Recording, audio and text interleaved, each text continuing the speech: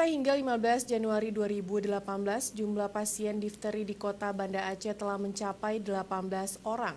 Dari jumlah itu, 15 orang baik anak-anak maupun dewasa sudah dinyatakan sembuh dan diperbolehkan pulang. Sedangkan 3 pasien lagi masih dirawat intensif di ruang isolasi rumah sakit. 18 orang warga kota Banda Aceh yang menderita penyakit difteri, 15 diantaranya sudah dinyatakan sembuh setelah dilakukan perawatan, sedangkan sisanya masih dirawat di rumah sakit. Pasien difteri warga Banda Aceh berasal dari Gampung Longcut, Kecamatan Bandaraya. Anak usia 5 tahun dan satunya lagi dinyatakan telah sembuh. Kemudian di kawasan SMP Negeri 7 Gece Komplek, lalu di Gampung Rukoh, Kecamatan Siak Kuala. Di daerah yang warganya menderita difteri, maka keluarga ataupun warga di sekitar itu telah dilakukan vaksinasi.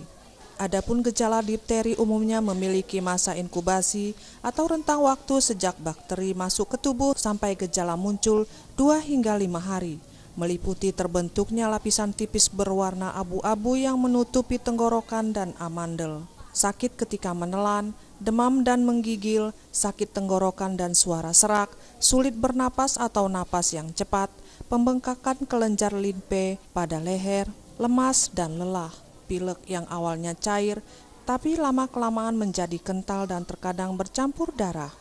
Kadis Kesehatan Kota Banda Aceh menghimbau agar segera membawa ke puskesmas atau rumah sakit terdekat apabila gejala-gejala seperti tadi supaya cepat diambil tindakan dan penanganan medis. Ya, untuk sampai dengan saat ini untuk Kota Banda Aceh sudah ditemukan sekitar 18 kasus ya sampai dengan saat ini.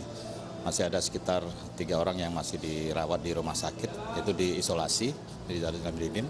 Yang terakhir itu kita temukan di Desa Longcut ya, di Kecamatan Bandaraya, ya anak usia 5 tahun. Ini merupakan yang kasus kedua di daerah Bandaraya ya. Sedangkan secara keseluruhan itu tersebar di berbagai kecamatan di Kota Banda Aceh ya.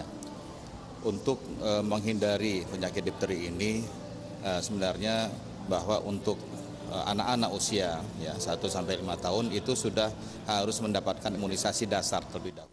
Ditambahkannya difteri disebabkan oleh kuman dan bersifat mudah sekali menular melalui percikan air liur dari bersin atau batuk. Umumnya difteri menyerang individu yang tidak memiliki kekebalan terhadap penyakit tersebut, terutama anak-anak. Namun penyakit ini sebetulnya tak pandang usia dan tidak tergantung musim. Apabila ada anggota keluarga yang positif mengalami gejala difteri, anggota keluarga lainnya harus mendapat imunisasi.